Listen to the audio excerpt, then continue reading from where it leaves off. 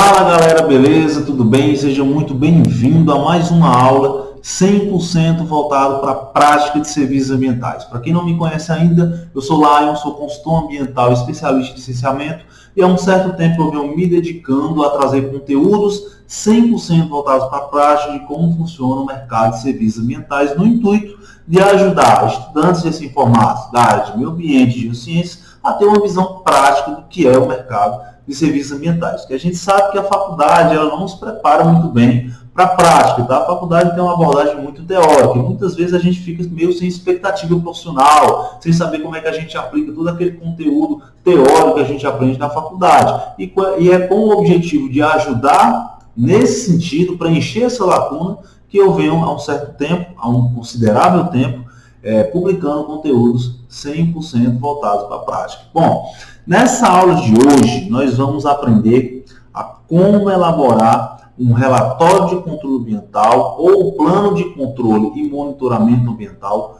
do absoluto zero, utilizando o método LPCA, que é um método que eu utilizo, que eu coloco em prática no mercado de serviços ambientais, no meu cotidiano de consultor ambiental especialista em licenciamento e que vem me dando resultados positivos em termos de sucesso no processo de consultoria ambiental e licenciamento, em termos de sucesso nos processos de licenciamento ambiental dos quais eu presto consultoria ambiental e em termos de sucesso em aprovação junto aos órgãos ambientais desses projetos. Então, tudo que vocês vão aprender agora, eu tirei do mercado de serviços ambientais, tirei do campo de batalha e estou trazendo para vocês aquilo que realmente me deu resultados positivos, direto ao ponto, direto na prática de serviços ambientais. E como a proposta é falar da prática, de conhecimento prático que a gente precisa, eu trouxe para vocês um estudo de caso que eu fiz no meu processo, no meu cotidiano de consultoria ambiental, um estudo de caso bastante interessante, inclusive foi um dos estudos ambientais mais complexos que eu já fiz durante esses 5 anos de consultor ambiental especialista em licenciamento, e eu resolvi trazer para vocês porque eu achei extremamente relevante os aspectos que eu coloquei nesse estudo ambiental e que fez com que ele fosse aprovado. Foi um trabalho bem complicado, porque trata-se de um empreendimento dentro de uma unidade de conservação de uso sustentável. Então, o critério ambiental que o órgão competente pelo licenciamento utiliza é bem mais específico, bem mais complexo do que um empreendimento em uma localização dentro, vamos dizer assim, que não esteja dentro de uma compatibilização ambiental tão importante como uma unidade de conservação de uso sustentável. Então, foi um trabalho bastante interessante e vai valer muito a pena você ter acesso a esse conteúdo, ok? Então, contextualização do estudo de caso. O processo de licenciamento, a modalidade, a característica desse processo é uma licença prévia, ou seja, não existiu, não iniciou-se nenhuma das concepções técnicas de instalação e operação do empreendimento na área. O empreendimento encontrava-se, nesse caso, num contexto prévio, ou seja, sem interferência na área. A área está virgem, então o processo de licenciamento é uma licença prévia e o empreendimento é uma extração mineral de granito, ok? Então, essa é a contextualização do processo de licenciamento ambiental que motivou a elaboração desse estudo ambiental, que é o relatório de controle ambiental / plano de controle e monitoramento ambiental. Mas da onde surgiu esse estudo ambiental dentro do licenciamento? Ele surgiu na etapa 3, que é a etapa de análise. Na aula que eu dei para vocês sobre processo de consultoria ambiental na prática, eu falei sobre os 4 processos, as 4 etapas, melhor dizendo, do processo de licenciamento ambiental na prática. Nós temos lá 4 processos, 4 etapas. A etapa 1 é a etapa onde a gente pega toda aquela documentação, a gente determina quais são as demandas técnicas e de documentos e projetos que o órgão ambiental solicita para aquele caso específico. Na etapa 2, a gente pega toda essa demanda e apresenta formalmente ao órgão ambiental, assim, protocolizando o requerimento do processo de licenciamento. Quando a gente entrega esses documentos, o órgão ambiental ele vai ter acesso a informações específicas do empreendimento, como, por exemplo, o fluxograma do processo, uma análise prévia dos impactos ambientais, localização, a magnitude dos impactos, ou seja, uma série de informações relevantes do ponto de vista ambiental que estão sendo específicas para aquele caso que se está fazendo o processo de licenciamento. Então, nessa etapa 3, que é a etapa de análise, onde ele tem esse conhecimento específico, onde ele analisa os trabalhos que a gente apresentou, é que ele vai ter a fundamentação de cobrar, de solicitar estudos ambientais mais complexos, como, por exemplo, plano de recuperação de áreas degradadas,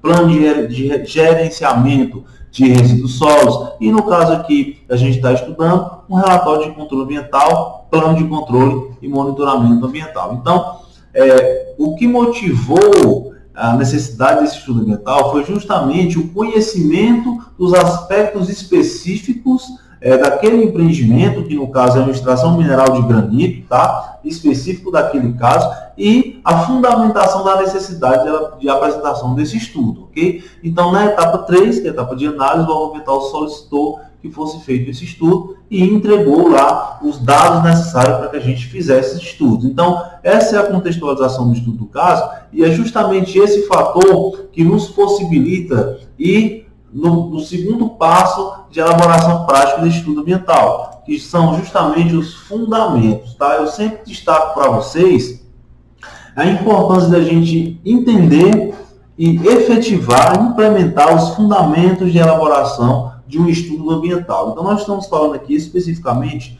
de um tipo de estudo ambiental, que é o relatório de controle ambiental, plano de controle e monitoramento ambiental. Então, esse é o estudo que a gente está fazendo agora, que essa aula está sendo o objetivo de ensinar para vocês como fazer, tá? Só que existem fundamentos que a gente precisa implementar quando se trata da elaboração de qualquer estudo ambiental, que é justamente esses fundamentos que eu trouxe para você. A primeira coisa que você faz é analisar o termo de referência, tá? Na aula que eu falei sobre PRAD, como elaborar um PRAD do zero, eu também expliquei esses fundamentos para vocês, e eu sempre utilizo isso até hoje, independente de quão experiente eu seja, eu sempre utilizo os fundamentos de elaboração de estudo ambiental. Então, primeira coisa, a base de tudo é o termo de referência. O termo de referência ele vai te dar a orientação necessária para você fazer o direcionamento do seu projeto ambiental, no caso aqui, o RCA PCMA, ok? Então, você precisa analisar o termo de referência. Quando o órgão ambiental ele solicita que você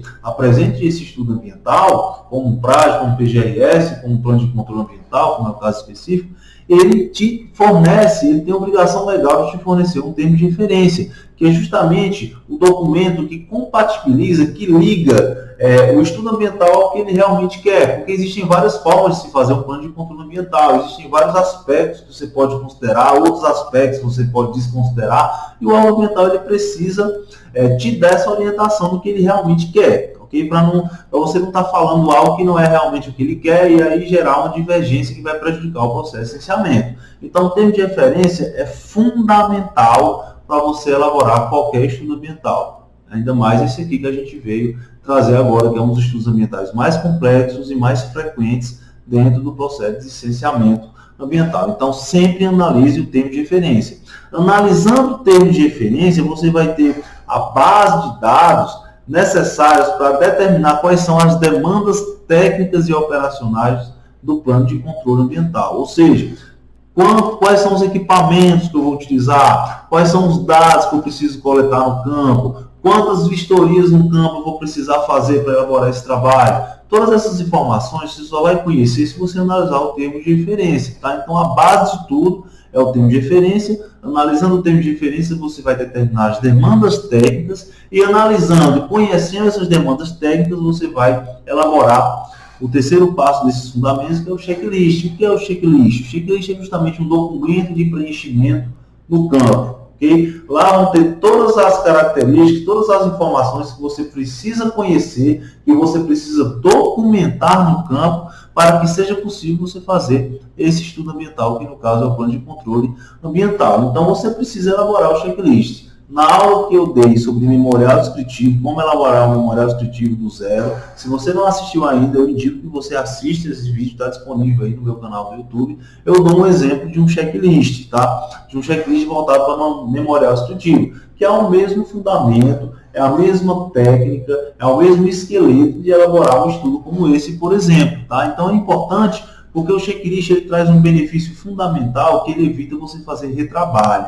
Imagina você fazer várias viagens no campo, você ter dimensionado aqui, no tempo, depois você analisou o tempo de referência, que você vai precisar fazer 2 viagens no campo. Aí você faz essas 2 viagens no campo e não coletou todos os dados necessários para o estudo. Você vai ter que fazer outra viagem no campo. Outra viagem no campo aumenta os custos, aumenta o tempo necessário para você elaborar esse estudo. Então, prejudica seus trabalhos. Então, a simples elaboração de um checklist pode evitar que você gaste mais do que o necessário, tenha um custo maior do que o necessário para fazer o projeto e que você tenha uma demanda de tempo bem maior do que o necessário para fazer o projeto. Então, é extremamente importante você fazer um checklist. Eu, no início da minha carreira, eu cometi erros relacionados a isso. Eu ia para o campo sem fazer um checklist, sem saber bem o que eu ia coletar, e isso me fez ter vários problemas em processo de licenciamento ambiental, de consultoria. Então, não cometam esse erro, aprendam com o meu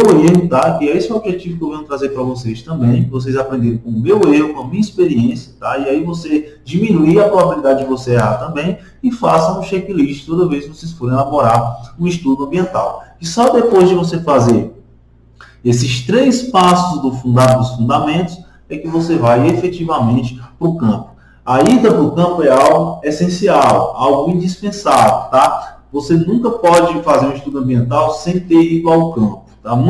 Infelizmente, alguns profissionais ainda fazem esse tipo de trabalho, inclusive alguns alunos meus, alguns estudantes me perguntaram sobre isso, sobre alguns trabalhos, se é realmente necessário ir a campo, e eu sempre digo, a ida ao campo é fundamental, independente se você conhece a área, se o seu cliente, por exemplo, falou da área para você, independente se você tem lá as imagens de satélite, mas muitas vezes as imagens de satélites não são representativas para aquele caso real. Então, nunca deixe de ir ao campo. Por mais que seja um custo a mais que você vai ter que colocar na sua proposta, a proposta vai ficar um pouco mais alta, tá? Algumas pessoas veem uma proposta alta como algo que vai prejudicar seus trabalhos. Eu acredito que quando você cobra um preço justo, se o preço justo for uma perspectiva alta, se bem que alta também é muito relativo, mas se você, na sua concepção, vê o que é uma perspectiva alta, eu acredito que isso vai ser um benefício para os seus trabalhos, desde que você seja íntegro e cobre realmente um preço justo.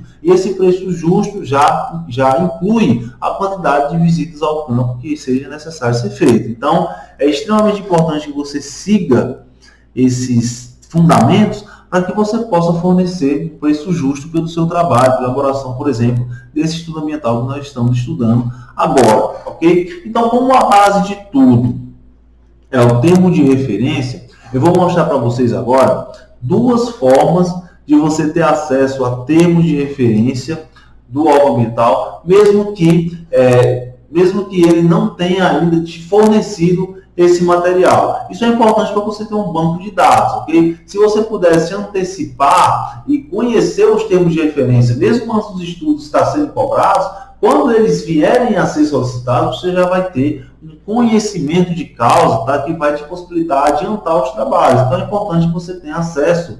Se você puder ter acesso a esses termos de referência, é interessante. Então eu vou mostrar para vocês 2 formas de como você pode ter acesso a esse termo de referência. Tá? Eu vou ajustar a câmera aqui. A primeira forma de você ter acesso a termos de referência de órgãos ambientais, os principais estudos que são solicitados no processo de licenciamento, é através do site do órgão ambiental. Então, eu vou mostrar para vocês um exemplo prático aqui, como se eu estivesse querendo ter acesso a um termo de referência do estudo que a gente veio aprender hoje, que é o Plano de Controle Ambiental, tá? Aqui no meu estado do Ceará, no órgão ambiental do meu estado. Então, eu venho aqui, faço a busca no site oficial do órgão ambiental do meu estado, e eu venho aqui em documentos. Em documentos, eu venho em publicações, tá? Em publicações, eu vou ter uma tela aqui onde eu venho em documentos de licenciamento. Vai abrir uma janela onde eu vou ter aqui termo de referência, tá? Então, essa página aqui, ela me dá 2 informações extremamente importantes. Primeiro, eu consigo ter acesso aos principais estudos ambientais que são solicitados em processo de licenciamento, porque se esses estudos ambientais estão disponíveis no site, é porque subtende-se que tem uma procura muito alta para esses tipos de estudos específicos. Então, se tem uma procura muito alta, é porque ele é muito frequente em processo de licenciamento. Então, tem, por exemplo, aqui, estudo de viabilidade ambiental para cerâmicas, estudo de viabilidade ambiental para extração de rochas ornamentais. Eu tenho aqui, plano de controle ambiental, relatório de controle ambiental e plano de recuperação de áreas degradadas todos esses 3 estudos juntos em um estudo só. Isso aqui acontece muitas vezes em processo de regularização de licença de operação. O que acontece?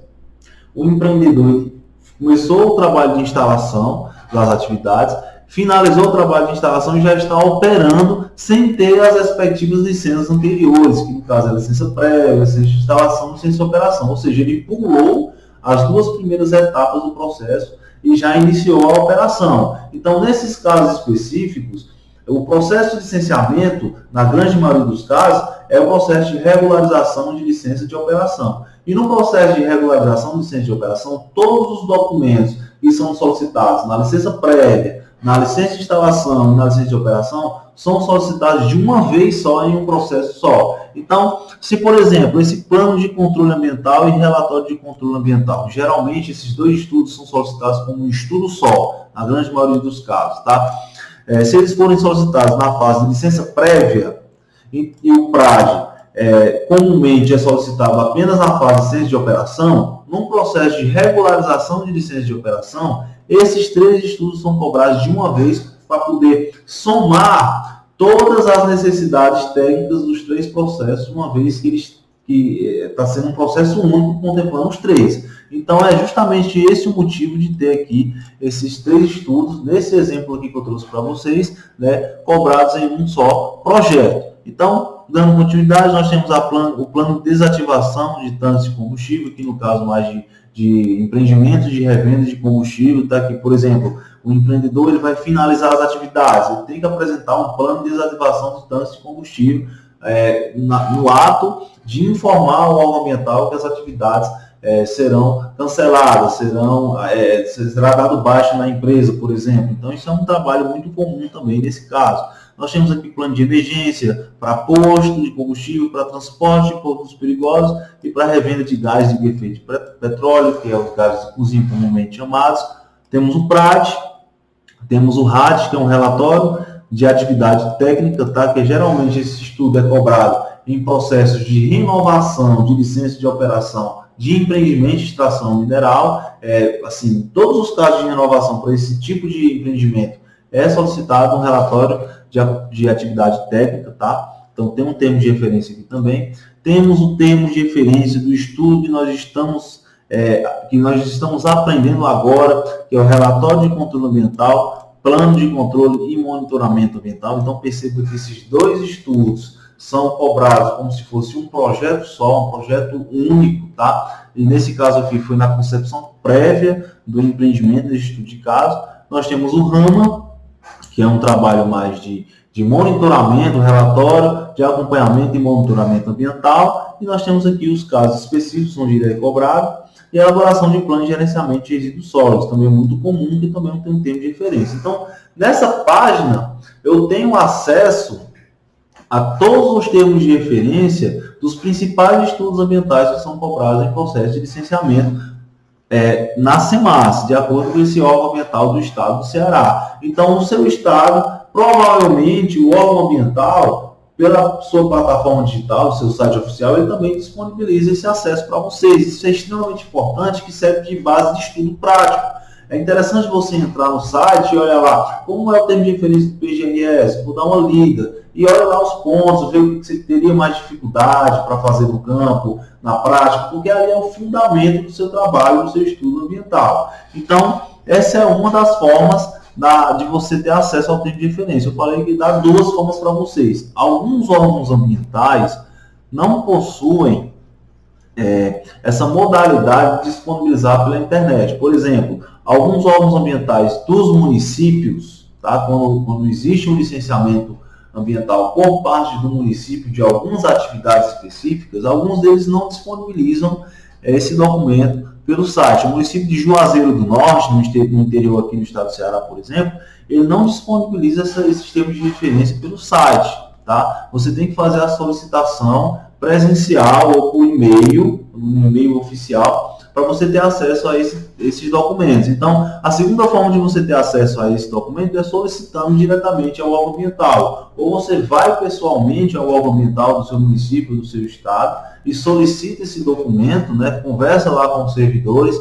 diz que está precisando, que está querendo ter acesso ao termo de referência de determinado estudo, e eles com certeza ou vão lhe dar uma cópia do termo de referência ou vão te orientar em como você ter acesso a esse documento. Então essas são as duas formas de você ter acesso a termos de referência de estudos ambientais, que é justamente o esqueleto, o fundamento, a base dos fundamentos de você elaborar um estudo ambiental. Então, voltando aqui ao caso específico dessa aula, nós vamos analisar um pouco do termo de referência do plano de controle e monitoramento ambiental. Então, nós temos aqui o termo de referência padrão, tá? Do relatório de controle ambiental, plano de controle e monitoramento ambiental, sendo tratado aí como um projeto só. Então, nós temos aqui o esqueleto. Primeiro capítulo, temos as informações gerais, identificação do empreendedor e da consultoria, né? No caso aqui, vai ser o responsável técnico, a empresa responsável técnico, ou então o profissional autônomo que vai se responsabilizar pela elaboração desse estudo, uma vez que esse estudo tem que ser feito com um profissional legalmente habilitado, né? Com a formação específica para elaborar esse trabalho.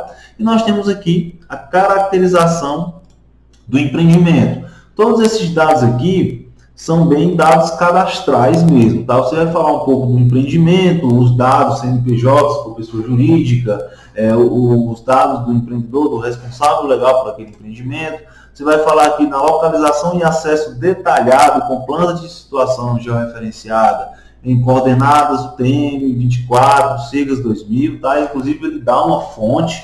Então a demanda de geoprocessamento de cartografia é muito forte dentro de qualquer estudo ambiental, e aqui é um exemplo, logo no início desse trabalho, ele já pede uma planta de situação georreferenciada, onde vai estar mostrando cartograficamente onde é que está localizado o empreendimento, tá? Além dessa planta, você tem que apresentar também um croquis de localização com as vias principais e tiponomia para a localização da área, enfim, do jeito que ele está pedindo aqui, extensão e área do empreendimento, tá? Então são dados cadastrais que isso aí é bastante simples de se apresentar, é basicamente a caracterização geral daquele empreendimento que você está fazendo o processo de licenciamento, tá? E aqui no capítulo 4, a gente entra necessariamente no caráter específico e técnico do empreendimento que a gente está fazendo a consultoria. No caso aqui, são os dados técnicos da mineração. Você vai falar aqui do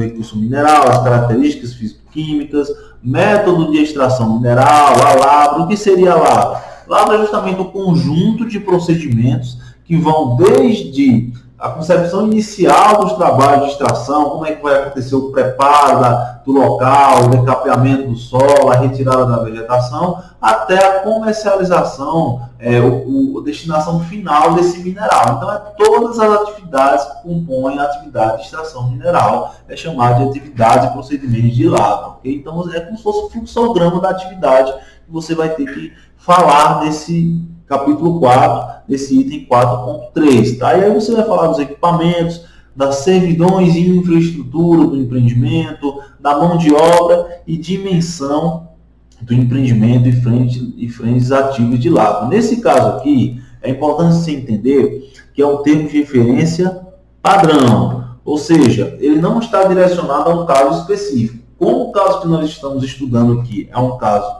de licença prévia, tá? Então, se, por exemplo, fosse destinado um termo de referência específico para esse trabalho, esse caso aqui de frente de lavras ativas não seria cabível, porque não se tem frente de lavra ativa, porque está na concepção prévia, né? Não tem concepção de instalação, abertura de frente de lavra para ter uma frente de lavra ativa, ok? Mas muitas vezes também, mesmo que o termo de referência seja específico, ainda vem com algumas informações do padrão. Então, cabe ao consultor, ao responsável que vai fazer o trabalho, não deixar de colocar esse tópico, mas explicar que para o caso específico não se tem frente de lavra ativa, porque esse empreendimento ainda está na concepção prévia, ok? Então, pode acontecer também esse tipo de situação, e é importante você entender que você não vai tirar o tópico, você vai explicar que no caso específico, aquele tópico não se aplica e vai explicar o porquê, ok? Então, até agora a gente está falando muito sobre o empreendimento, sobre características do empreendimento, e no capítulo 5, ele entra mais aqui, o órgão ambiental solicita mais uma fundamentação legal do plano de controle ambiental. Por que ele pede isso? É justamente para mostrar, para provocar que haja uma consciência jurídica por parte do empreendedor, que aquele estudo ele tem uma fundamentação jurídica de exigência ambiental para orientar quanto às sanções que ele pode estar sofrendo caso aquele estudo não esteja feito da forma que deve ser feito, ok? Então, é uma forma de órgão ambiental provocar uma educação ambiental ao empreendedor, ok? Então, é importante que você tenha essa concepção também na hora de elaborar o estudo, porque esse é o objetivo do órgão ambiental na hora que ele coloca, ele insere aqui, no termo de referência, a legislação ambiental pertinente. Inclusive, ele vai destrinchando aqui quais seriam os dispositivos que ele consideraria aqui nessa legislação ambiental pertinente. Leis, decretos, resoluções, portarias, instruções normativas federais, estaduais e municipais que fundamentem o relatório de controle ambiental, o plano de controle ambiental, bem como citar normas técnicas da ABNT. Então, é uma forma de o órgão ambiental provocar uma consciência jurídica da exigência desse estudo, ok? E aqui no capítulo 6, a gente já entra mais, a gente sai um pouco da concepção do empreendimento e entra profundamente na questão ambiental da área onde provavelmente, onde futuramente será instalado esse empreendimento de extração mineral, que é a caracterização geoambiental da área, ok? Essa caracterização geoambiental é um dos tópicos mais frequentes em todos os estudos ambientais. Então, na aula que eu falei sobre prazo do zero, também tinha, e em todos os estudos ambientais, estudo de viabilidade ambiental, estudo de impacto de vizinhança, uma série de estudos ambientais você vai ter esse tópico como um tópico essencial. Porque você só consegue, no exemplo aqui do plano de controle ambiental, você só consegue propor medidas de controle ambiental se você conhecer quais são as características ambientais daquela área, cujos impactos terão de ser controlados. Então, é necessário que você entenda, você consiga ter um banco de dados e entender como funciona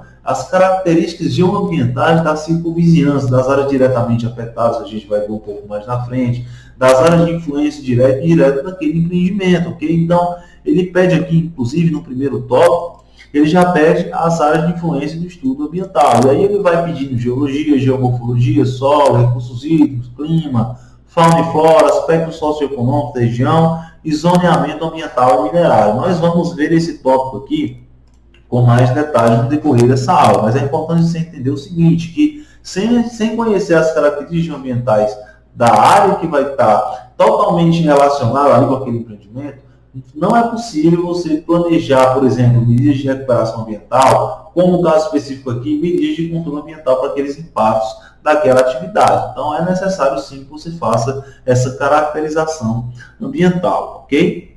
E veja que é uma caracterização bem complexa, tá? Bem densa, né? Aqui no item 7 nós temos o beneficiamento. No caso do empreendimento, além de haver extração mineral, também tiver um beneficiamento incluso aí no seu contexto, tá? Nesse caso específico, o beneficiamento não está incluso. Aqui, nesse caso específico que a gente está estudando, é somente o trabalho de extração mineral que está sendo levado em consideração no trabalho do processo de licenciamento. Então, você vai colocar esse item no seu plano de controle ambiental e você vai dizer que, para o caso específico, não vai haver trabalhos de beneficiamento do mineral, no caso é o granito, tá? E por isso esse item não cabe, não está relacionado ao caso que se está fazendo o plano de controle ambiental. Você vai explicar para o órgão ambiental que nesse caso não se aplica, ok? E aqui nós temos um dos pontos também extremamente importantes que nós vamos estudar com maiores detalhes, que é a análise dos impactos ambientais.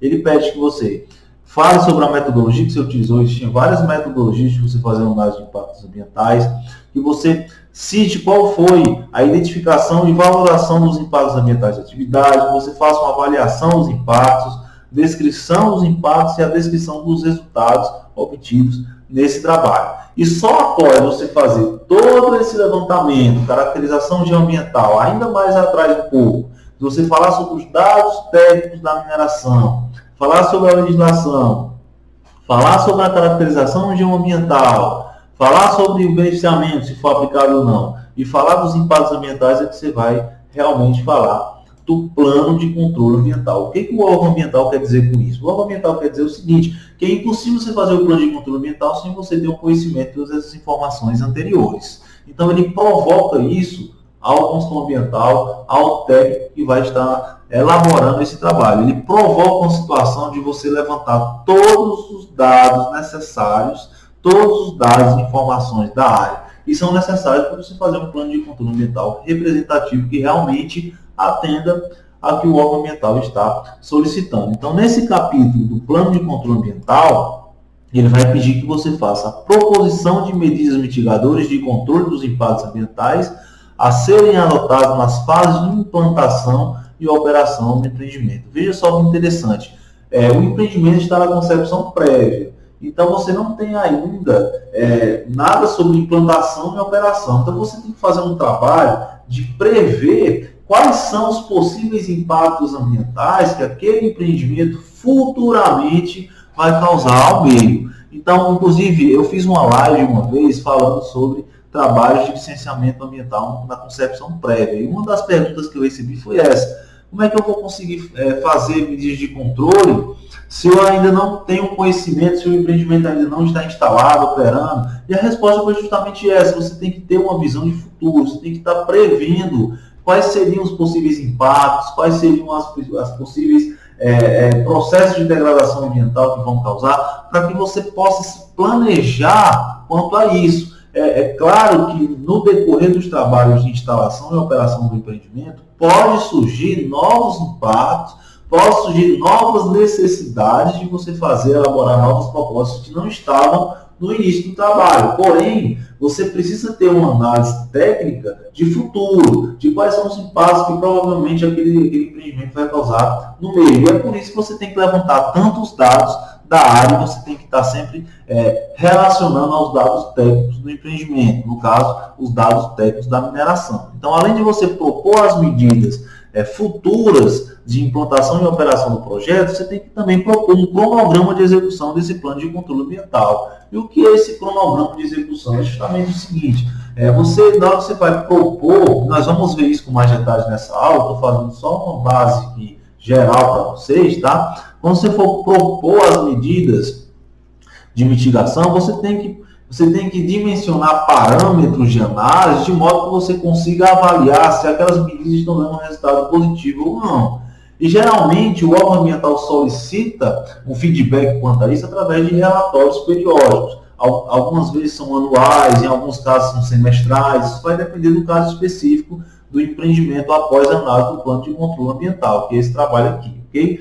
Então, esses relatórios é justamente para você dar um feedback de um cronograma de execução desse plano de controle. E nós vamos ver isso com mais detalhes no decorrer dessa aula. Então, ele pede também para você falar um pouco sobre a reabilitação das áreas degradadas, lembrando que existe uma diferença interessante, uma diferença que você tem que considerar entre recuperação e reabilitação de áreas mineradas, que eu já expliquei na aula sobre prática e que eu vou novamente ressaltar aqui no decorrer dessa aula. E por último ele fala do monitoramento ambiental, como vai funcionar o trabalho de monitoramento ambiental nesse caso específico, quais são as suas propostas de monitoramento, ok? Então, depois desse tópico, os tópicos seguintes são tópicos de conclusão, né, finalização do seu trabalho, você vai concluir, vai dar suas recomendações, bibliografia, responsabilidade técnica e anexos, ok? E aqui ele fala alguns anexos que tem que estar contidos no estudo ambiental. Então, nessa aula de hoje, eu falei um pouco para vocês aqui da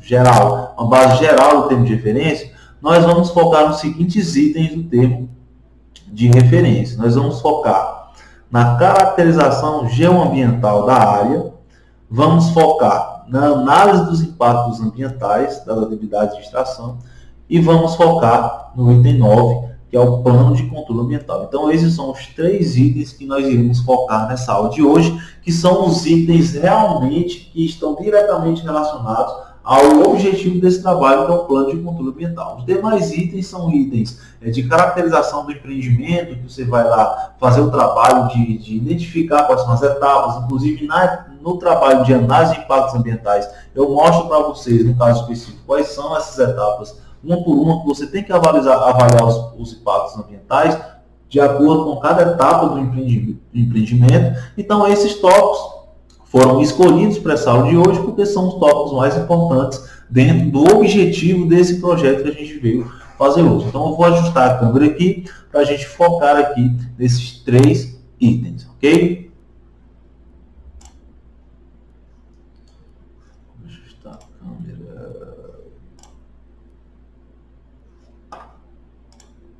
Câmera ajustada, vocês já entenderam os fundamentos, já entenderam aqui um pouco do termo de referência. Nós vamos agora para o estudo de caso propriamente dito. Então, vamos lá. Primeiro tópico, caracterização geoambiental da área. O primeiro capítulo desse tópico é justamente a identificação das áreas de influência do estudo ambiental. E esse conceito de áreas de influência, com certeza vocês já devem ter tido acesso a esse conceito dentro da faculdade de vocês. Então, partindo aqui direto ao ponto prático que a gente precisa saber em termos de identificação nesses estudos das áreas de influência do estudo ambiental, nós temos aqui 3 subdivisões que a gente precisa identificar em termos práticos para responder esse capítulo em termos de referência. Então, nós temos que identificar a área diretamente afetada, temos que identificar a área de influência direta, nós temos que identificar a área de influência indireta. O que seria a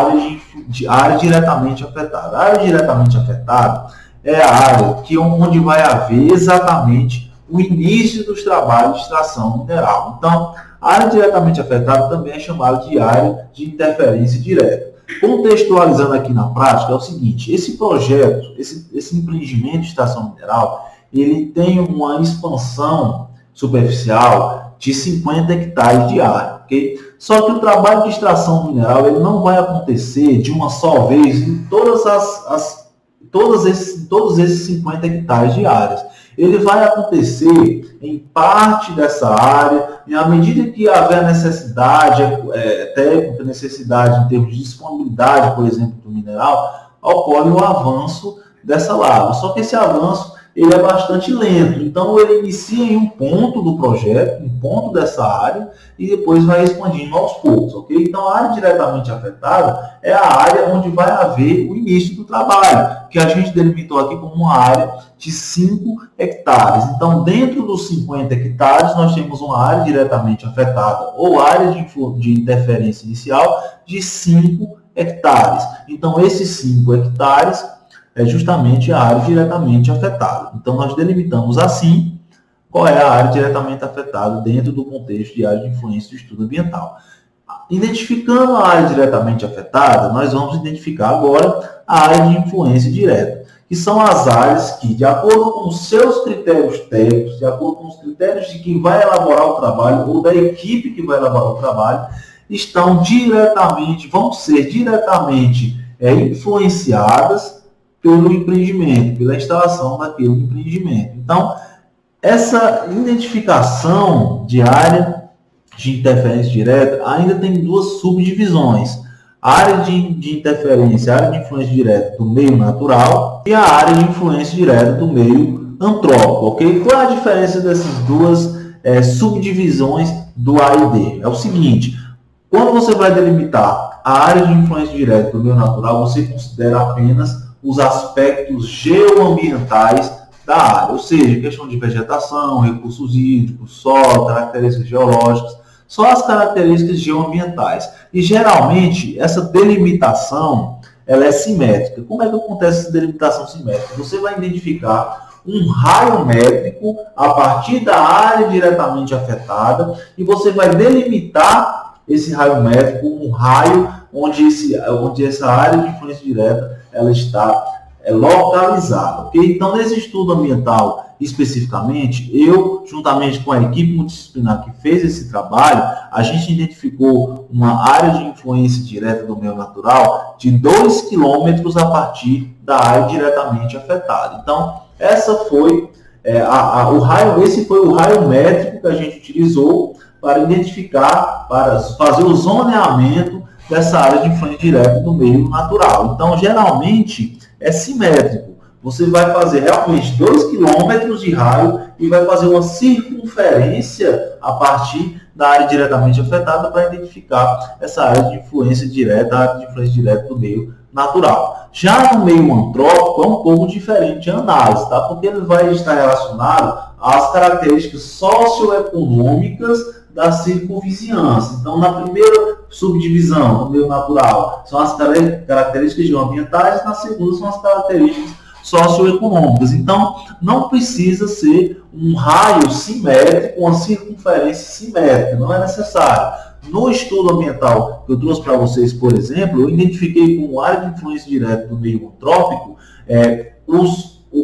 as concentrações urbanas, as concentrações residenciais das comunidades vizinhas que estão em uma distância de 1 quilômetro da área diretamente afetada. Então, eu delimitei os locais onde tem concentração de residências, de habitação das comunidades vizinhas e fiz um mapeamento dessas comunidades que estão a 1 quilômetro de distância da área diretamente afetada e delimitei como a minha área de influência direta do meio antrópico. Então, não necessariamente foi simétrico, não necessariamente eu fiz uma circunferência de 1 quilômetro e toda aquela área que está dentro daquela circunferência, ela está dentro aqui dessa subdivisão. Ela teve uma análise assimétrica. Porém, já no meio natural, o órgão ambiental indica, por experiência, tá? Por minha experiência com a elaboração de estudos, ele indica que seja feita uma análise simétrica, ok?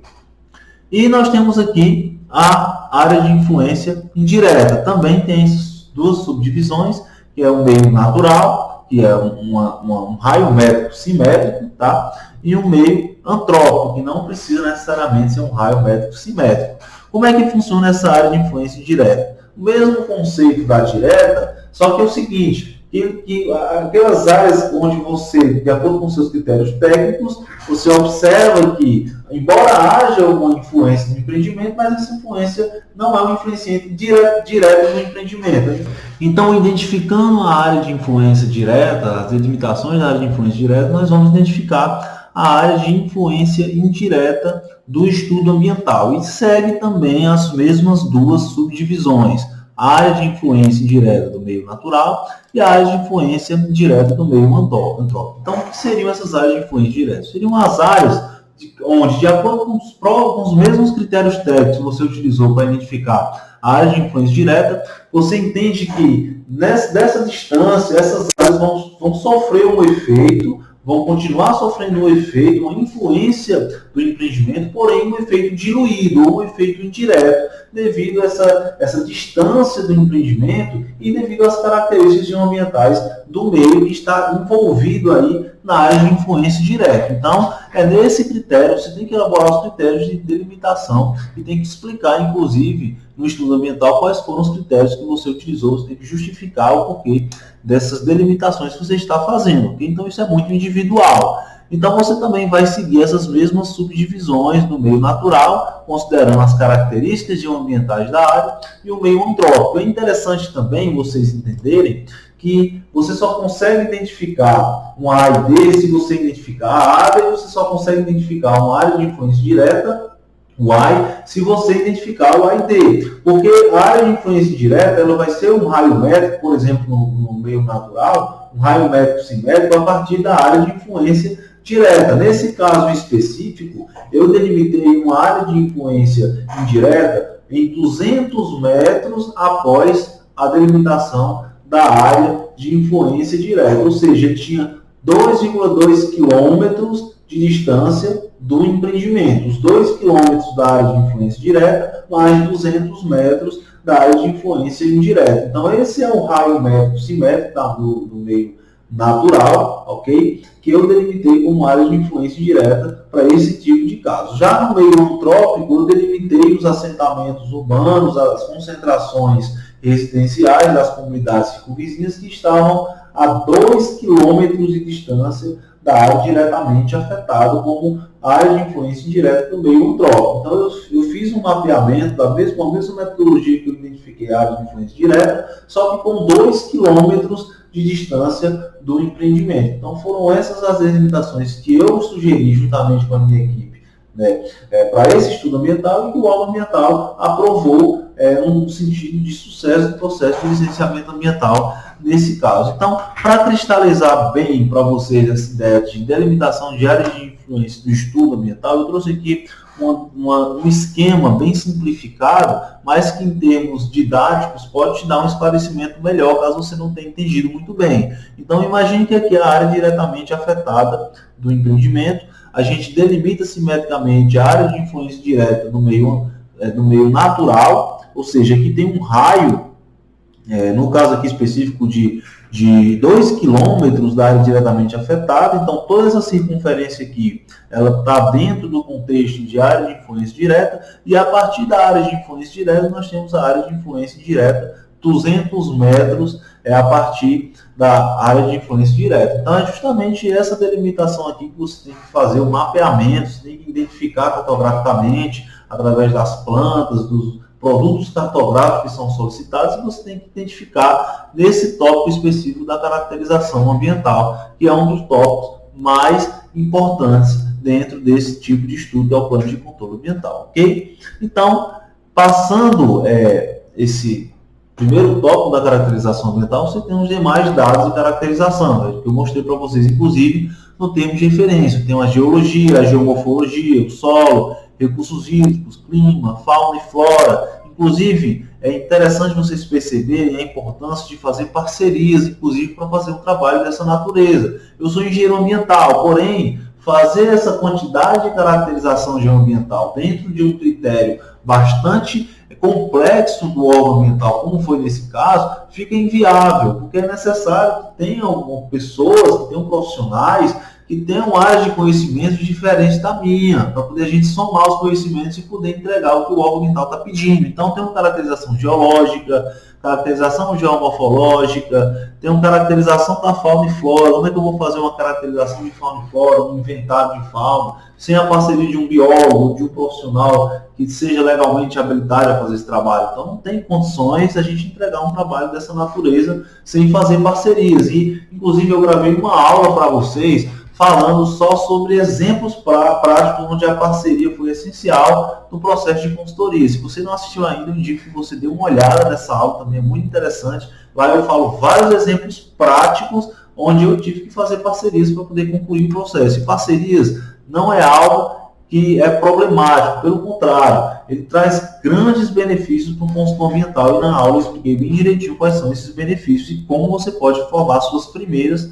parcerias, ok? Então veja a complexidade de caracterização que aqui está, o órgão ambiental solicita desse termo de referência, e para você ter mais ainda cristalizado a necessidade de formação de parcerias no trabalho de serviços ambientais como um todo, principalmente a elaboração de projetos de estudos ambientais de licenciamento, ok? Então você faz todo esse trabalho aqui, e é como eu disse, a metodologia mais indicada para você fazer esse tipo de trabalho de caracterização ambiental é compatibilizar as informações que você coleta no campo com as informações bibliográficas que você coleta na internet em fontes confiáveis. Quais são essas fontes confiáveis?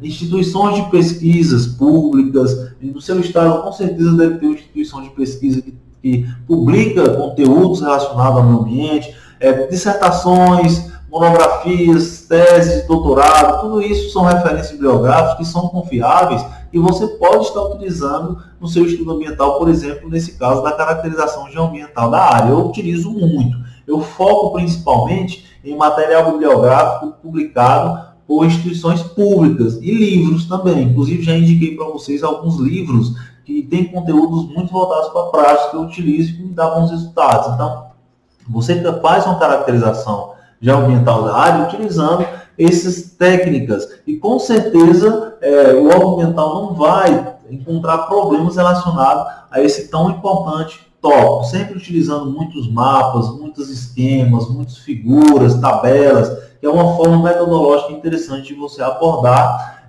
o órgão ambiental através do estudo que você está fazendo, ok?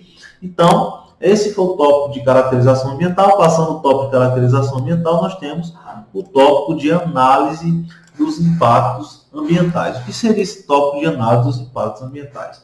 Ele vai compatibilizar o seguinte: o que ele solicita? Ele solicita que você indique a metodologia que você vai utilizar para análise dos impactos ambientais, E ele solicita também que você identifique, no primeiro momento, como você vai fazer a identificação e a valoração desses impactos ambientais que você vai identificar de acordo com a metodologia de análise. Então, a avaliação de impactos ambientais, que é o tópico seguinte, só é possível se você primeiro tiver uma noção justamente de qual a metodologia e como você vai fazer a valoração desses impactos. Só assim você consegue fazer uma avaliação. Então, como metodologia, eu sempre indico que você utilize a metodologia de checklist, porque é uma metodologia eficiente, tá? Muito utilizada para esse tipo de estudo ambiental, que vem trazendo resultados positivos em termos de aprovação, e é uma metodologia muito didática, muito tranquila em termos de abordagem, como aula ambiental, como o técnico que vai estar analisando aquele trabalho.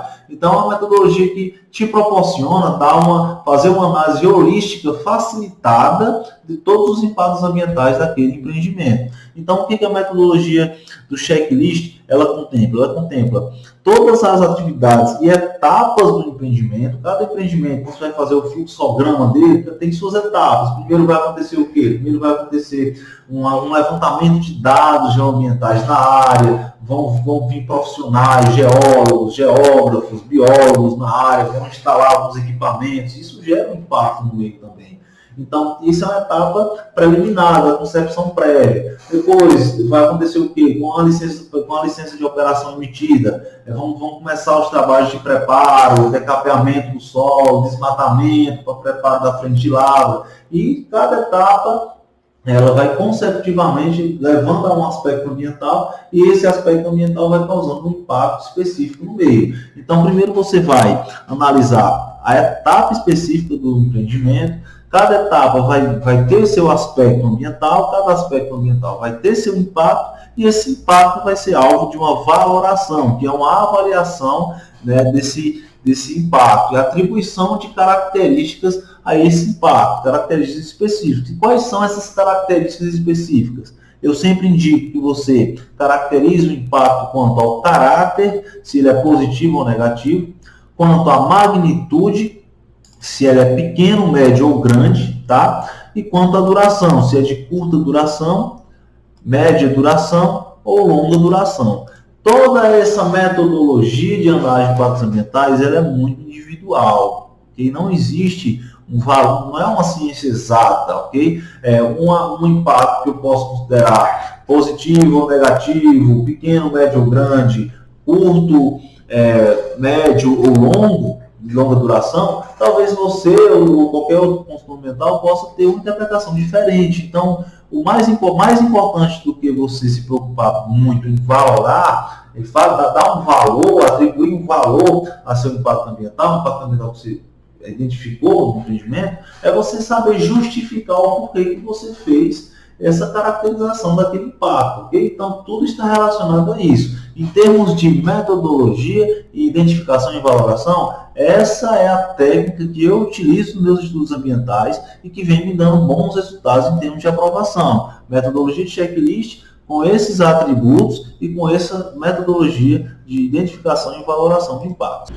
Eu vou mostrar aqui para vocês como seria um produto final de uma avaliação de impactos ambientais utilizando essa metodologia que eu trouxe para vocês aqui, tá? Vou só ajustar um pouquinho, diminuir aqui a minha parte da câmera para aumentar aqui, que eu não estou conseguindo ajustar a câmera bem para deixar a apresentação de slide da forma de apresentação de slide mesmo. Então eu vou aumentar aqui e vou estar trazendo para vocês aqui, caso esteja pequeno, eu vou estar lendo para ajudar vocês a entender. Então aqui, essa planilha aqui, pessoal, ó, essa planilha, ela traz o resultado de um processo de avaliação de impactos ambientais utilizando essa metodologia que eu trouxe para vocês aqui, tá? Então, aproximando aqui para vocês darem uma olhada, percebam que nós temos aqui atividades e as etapas, os aspectos ambientais, os impactos ambientais e sociais e a valoração dentro daquela metodologia que eu expliquei anteriormente para vocês. Então, temos aqui, por exemplo, a etapa 1, levantamento de dados, que é justamente quando os técnicos vão a campo, instalam equipamentos, fazem algumas coletas de amostras para fazer análise de laboratório, por exemplo, no caso de fazer uma pesquisa do mineral, do granito, saber se é o granito que está lá realmente é o granito próprio para fazer aquele trabalho. Tudo isso gera um impacto ambiental lá no meio, ok? Gera uma perturbação, gera um impacto naquele meio que está sendo feito o levantamento de dados. Então, eu coloquei como um aspecto de difusão da notícia, mais relacionado a uma questão social de geração de emprego, tá? Porque uma vez que é necessário levantar uma mão de obra técnica e operacional para levantar esses dados, você tem uma geração de emprego envolvida aí diretamente nessa etapa inicial de levantamento de dados. Eu coloquei uma valoração como impacto positivo, né, grande e de longa duração, porque essas análises elas levam tempo, tá? Para você fazer um levantamento da questão de um diagnóstico do recurso mineral, fazer um planejamento econômico para se iniciar um trabalho de licenciamento, leva-se um tempo para você coletar resultados. Então é um tempo longo, por isso que eu considerei essa valoração aqui de positivo grande e de longa duração. No caso aqui da terraplanagem, por exemplo, eu já levei uma questão mais ambiental. Nós temos os aspectos de desmatamento e compactação do solo, como impactos ambientais. Eu coloquei a erosão, lixiviação de nutrientes. Na erosão, eu coloquei que é um impacto negativo, de magnitude grande e de longa duração, porque o trabalho de desmatamento e compactação gera um processo de erosão acentuado, a gente sabe disso, principalmente relacionado a trabalhos de mineração, e por isso que eu coloquei, identifiquei esses critérios como um critério representativo para esse tipo de impacto. Então perceba também que, embora nós vamos fazer um trabalho de consultoria para o empreendedor, a gente precisa ser realista quanto aos impactos daquele empreendimento, inclusive para poder dimensionar as medidas de controle ambiental adequadas para aquele tipo de impacto, para aquele tipo de avaliação que a gente deu para aquele impacto ambiental específico. Então, temos aqui um impacto bastante significativo no que se refere à etapa de terraplanagem. E assim nós vamos seguindo em todas as etapas do empreendimento, como por exemplo, instalação das servidões, infraestrutura, construção das edificações de apoio. Perceba que uma etapa pode ter mais de um aspecto ambiental, pode ter vários aspectos ambientais. Para cada aspecto ambiental eu vou ter um impacto ambiental diretamente relacionado e vou ter aí uma valoração. Essas valorações que estão sem interferência é porque, de acordo com as características ambientais da área e de acordo com a análise da equipe técnica que analisou, que fez esse trabalho, não houve interferência, por exemplo, relacionada à lixiviação de nutrientes, justamente porque nas áreas diretamente afetadas, nas áreas de influência direta e indireta do empreendimento, não tem recurso hídrico superficial ou captação de recurso hídrico que a gente identificou nessas áreas. Então, a lixiviação de nutrientes não vai ser necessariamente algo que vai afetar diretamente nesse empreendimento. Por isso que a equipe achou melhor colocar sem interferência. Mas mesmo não tendo interferência, nós consideramos colocar na planilha para mostrar o alvo ambiental que a gente está realmente preocupado em levantar todos os impactos ambientais possíveis, tá? Nesse tipo de contexto de avaliação de impactos ambientais, que isso é extremamente importante no estudo ambiental, ok? Então, esse é o resultado de uma avaliação de impactos ambientais utilizando essa metodologia que eu coloquei para vocês, a metodologia que eu utilizo e que dá muitos resultados positivos. Após identificar a metodologia, a identificação e valoração dos impactos e a planilha de avaliação de impactos ambientais, o termo de referência solicita que a gente faça uma descrição dos impactos ambientais. Como é que a gente faz isso? A gente vai pegar os principais impactos ambientais a partir da avaliação dos impactos que a gente fez no vídeo anterior e vai fazer uma descrição desses impactos. Anteriormente a gente só ilustrou na tabela o impacto. Agora a gente vai fazer uma descrição mais técnica, uma vez que esses impactos, de acordo com a avaliação que a gente fez, eles se mostraram como impactos mais significativos, o órgão ambiental quer que a gente faça uma explicação técnica mais fundamentada desses impactos ambientais, para a gente conhecer mais esses impactos, como eles vão impactar negativamente o meio e fazer expectativas de como a gente vai fazer o controle desses impactos, ok?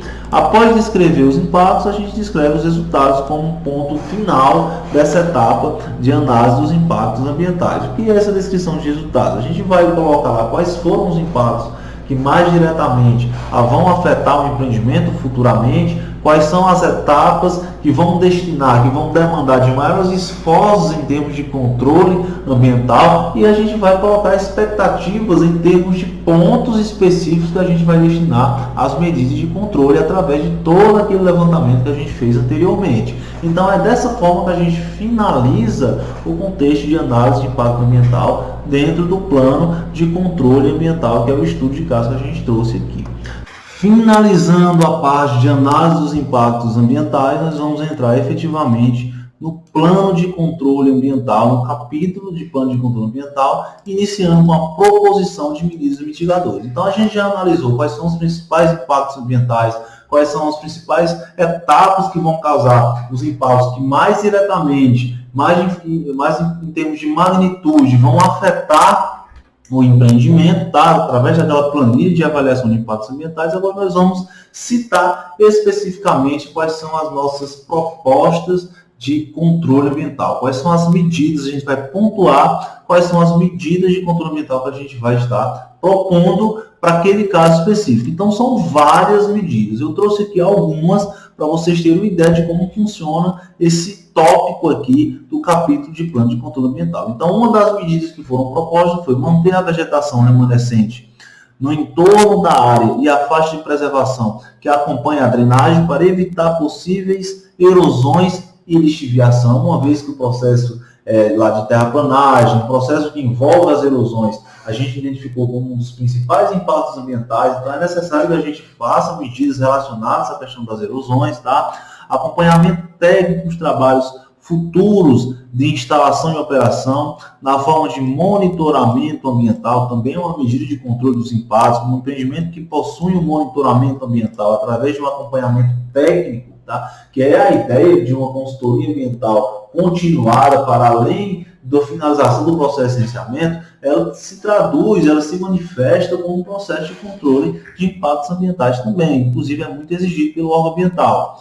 Planejar um programa de educação ambiental acerca dos impactos ambientais e riscos da atividade voltados aos trabalhadores locais e comunidades do entorno. A gente identificou que existia muita atividade antrópica na área circunvizinha do empreendimento. Então, se a gente não fizesse o trabalho de educação ambiental para aquele pessoal, é capaz daquelas pessoas que estão diretamente relacionadas com aquela área, não acompanhar essas medidas de controle de impacto ambiental. Por exemplo, poderia fazer trabalho de desmatamento, poderia fazer trabalhos de influência sobre o empreendimento, inclusive se essa população ela vai estar diretamente relacionada. Se a gente identificou aqueles...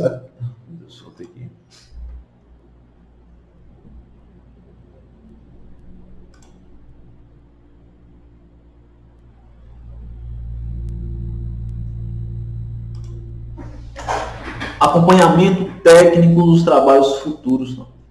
Planejar um programa de educação ambiental acerca dos impactos ambientais e riscos da atividade voltados aos trabalhadores locais e comunidades do entorno, que inclusive é um aspecto muito exigido também pelo órgão ambiental, porque se você tem uma comunidade circunvizinha que inclusive foi delimitada como área de influência direta e indireta do meio antrópico, é necessário que essa população circunvizinha tenha um nível de consciência ambiental de modo a compartilhar dos ideais que a gente está executando no plano de controle ambiental, em termos de não colocar resíduo, por exemplo, lá nos locais das áreas de influência direta do empreendimento, não provocar desmatamentos desnecessários nos locais, respeitar justamente as metodologias de controle ambiental que a gente está implementando, uma vez que aqui essas pessoas estão diretamente relacionadas com as áreas. Então, é necessário que a gente faça um trabalho de sinalização de que aquele empreendimento está passando por um processo de licenciamento, está passando por um processo de controle de impactos, um trabalho de diálogo com a população vizinha, que é importante haver uma compatibilização em termos de atitudes que podem aumentar a questão dos impactos ambientais do empreendimento. Então, tudo isso está dentro de um programa de educação ambiental que o empreendimento ele pode propor através da sua consultoria ambiental como uma medida de controle de impacto, que foi o que a gente fez aqui nesse caso, ok? Então, planejar e realizar programas de supressão controlada da vegetação, com acompanhamento de profissional competente. O trabalho de supressão é muito comum, muito presente e muito frequente em processos de mineração, tá? Então, é interessante que tenha um trabalho voltado para a questão da supressão controlada da vegetação, planejar a elaboração, desenvolvimento e apresentação do plano de recuperação ou reabilitação das áreas degradadas, considerando que o processo de recuperação deve ser implementado concomitante à lavra, ou seja, paralelo às atividades. E é interessante que eu caracterizei aqui bem, recuperação ou reabilitação, justamente porque existe uma diferença, a gente já discutiu isso. Muitas áreas, após um trabalho de mineração intensa, ficam inviável da gente fazer um trabalho de recuperação, no sentido de fazer com que aquela área se pareça o máximo possível com o que ela era antes, ok? Então, nesses casos, é muito mais viável, tanto do ponto de vista ambiental como do ponto de vista econômico, se fazer um trabalho de reabilitação. Por exemplo, a gente destinar aquela área para uma área de lazer para a população circunvizinha, ou então para uma área que tenha um estado biológico aceitável, que possa fazer com que haja um equilíbrio, que não necessariamente seja igual ao que a área apresentava antes, uma vez que não existe uma viabilidade, uma possibilidade técnica de se fazer com que aquela área se comporte como ela antes, devido à intensidade das atividades de mineração. Então, a gente só vai saber se nós vamos fazer um trabalho de recuperação ou reabilitação quando a gente fizer aquelas etapas do planejamento do prático que eu já expliquei para vocês. Quando a gente identificar o processo de caracterização ambiental, quando a gente identificar o processo de degradação ambiental, quando a gente mapear as áreas que foram realmente, tiveram um nível de degradação considerável, acentuado, tá? Então, é só depois de toda essa concepção que a gente consegue compatibilizar essa especificação se vai ser recuperação ou reabilitação. Por isso que eu identifiquei aqui esses dois pontos, para deixar claro que isso depende de uma análise posterior. Então, a outra medida aqui, análise posterior. Então, durante a estação seca, analisar a viabilidade de umectação dos setores em conformação, de modo a evitar a formação de poeiras fugitivas. Aqui está mais relacionado à questão de poluição atmosférica, tá? Quando você está com aquela movimentação de maquinário pesado na atividade de mineração, tem-se uma liberação de poeiras fugitivas muito significativa. Então, se houver uma possibilidade de umectação das vias, para fazer com que haja, com que diminua essa questão da emissão de poeiras fugitivas que afetam os trabalhadores, que causam impacto aos trabalhadores principalmente,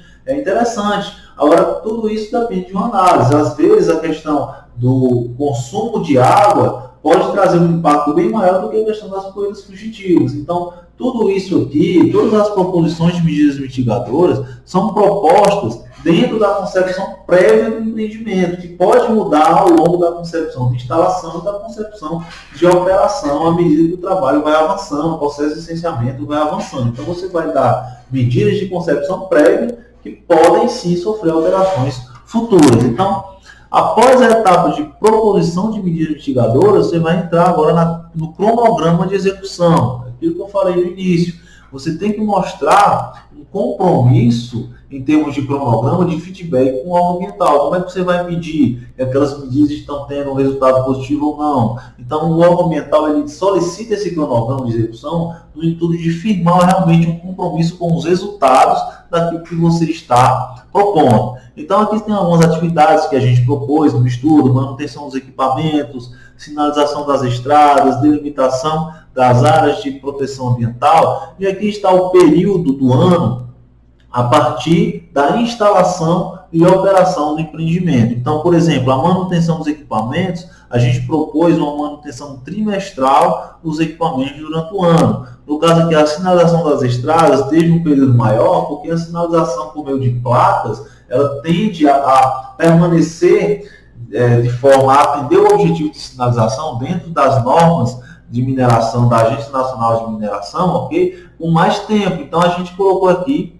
por exemplo, semestral. Já a delimitação de áreas de proteção ambiental também a gente seguiu um contexto semestral e tivemos outros aspectos que teve uma periodicidade maior. Por exemplo, transporte do granito a ser lavrado. A gente já tem uma frequência bem maior em termos de controle para essa atividade, uma vez que essa atividade é muito frequente no empreendimento. E nós temos também aqui, por último, um relatório de acompanhamento técnico, tá? Que é um relatório, e nós temos também aqui um relatório de acompanhamento técnico, que é um relatório extremamente exigido no processo de licenciamento ambiental, principalmente quando você vai entregar outro relatório chamado relatório de atividade técnica, que eu falei para vocês no início também, inclusive tem um tempo de referência lá, que é quando você vai apresentar os processos de renovação das licenças. Então, para você apresentar esse relatório de acompanhamento técnico, você precisa ter feito esses relatórios de acompanhamento de forma periódica. A gente, inclusive, fez uma proposta trimestral, tá, de entrega desse documento aqui, desse relatório de acompanhamento técnico. Então, finalizamos a parte do cronograma. O próximo capítulo está na reabilitação das áreas mineradas. Então, nesse contexto aqui de plano de controle ambiental, esse tópico de reabilitação de áreas mineradas, o órgão ambiental ele só quer que você apresente expectativas técnicas sobre procedimentos futuros de recuperação ou reabilitação das áreas. Você vai falar um pouco sobre o planejamento do projeto, tá? Do PRAT. Como é que você vai fazer para fazer o planejamento, quais são os critérios que você vai utilizar, baseando-se na avaliação de impactos. É um tópico introdutório sobre como você vai fazer, como você vai elaborar essa reabilitação, esse projeto de reabilitação ou recuperação das áreas mineradas, num contexto bem introdutório, uma vez que o objetivo do trabalho não é falar sobre recuperação, e sim sobre controle dos impactos ambientais que ainda vão futuramente acontecer, tá? Por último, ele fala aqui do monitoramento ambiental para encerrar o capítulo de plano de controle. Então, eu trouxe aqui, por exemplo, algumas medidas de monitoramento que eu propus no estudo: acompanhamento técnico dos trabalhos de capeamento e disposição de estéreo, observar sistematicamente a emissão de ruídos e gases emitidos pelos equipamentos utilizados e controlar a regulagem e manutenção dos mesmos, e elaboração de relatórios de acompanhamento e monitoramento ambiental, que é justamente o relatório mais importante no contexto de monitoramento, que vai estar relacionando dados de todos os aspectos ambientais, principalmente questão de resíduo, uso de recurso natural, uso da matéria-prima, no caso o granito, quantidade de granito que está sendo extraída durante um determinado tempo, e aí a quantidade de rejeito, a quantidade de estéreo, tudo isso vai estar contido dentro dos relatórios de acompanhamento. E isso, o resultado que a gente vai estar colocando nesses relatórios periódicos, vai nos dar a base de dados necessários para saber se as medidas de controle estão dando resultados positivos. Porque uma vez que a gente tem uma diminuição, por exemplo, em termos de desmatamento,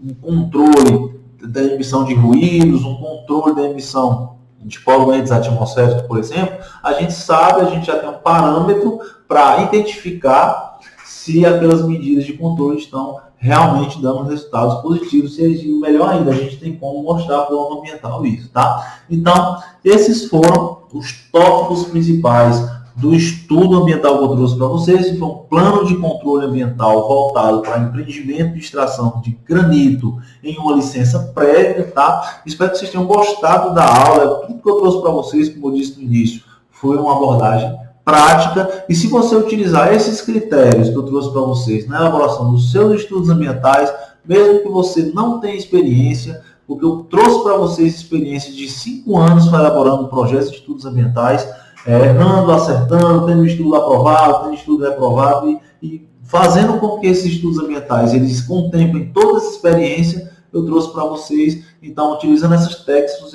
vocês vão estar resolvendo o problema da falta de experiência de vocês em elaboração de estudos ambientais. Então, espero que vocês tenham gostado. Se você ficou até o final, muito obrigado por ter assistido até o final, e até a próxima aula.